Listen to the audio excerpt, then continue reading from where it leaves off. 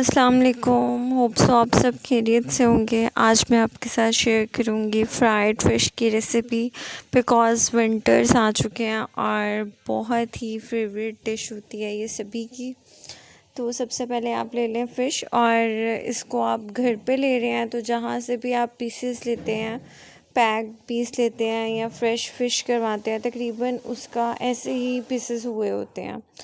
तो पहले तो आप उसको नमक अजवाइन के साथ बहुत अच्छे से धोएं और उस नमक अजवाइन के साथ लगा के रख दें।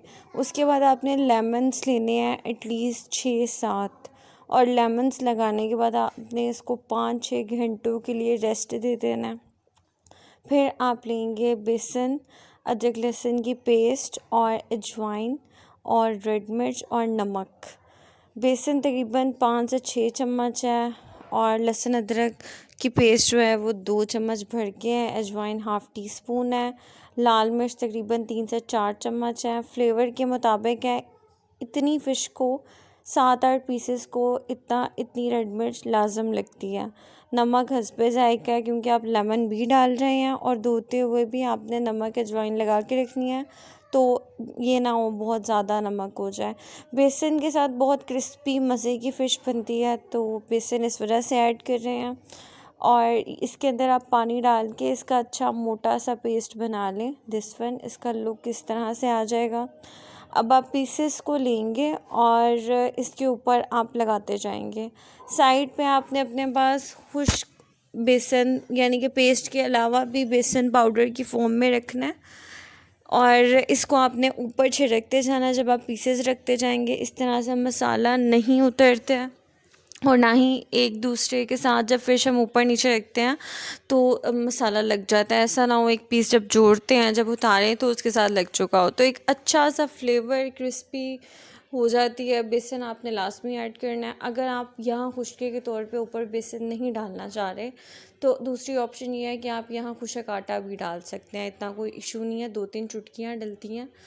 लेयर वाइज जैसे जैसे आप फ़िश रखते जाएंगे और ज़्यादा से ज़्यादा इसके ऊपर मसाला लगाएं भर के फ़िश पे। सेकंड चीज़, आपने फ़िश के ऊपर कट्स लगाने, जैसा कि आपने देखा जैसे हम चिकन को पैचेस लगाते हैं तो आपने लाजम फ़िश पे भी लगाने हैं। मसाला अंदर तक रच जाता है। बहुत अच्छा मज़े का बाज़ार जैसा टेस्ट चाहिए तो फॉलो कीजिएगा स्टेप बाय स्टेप।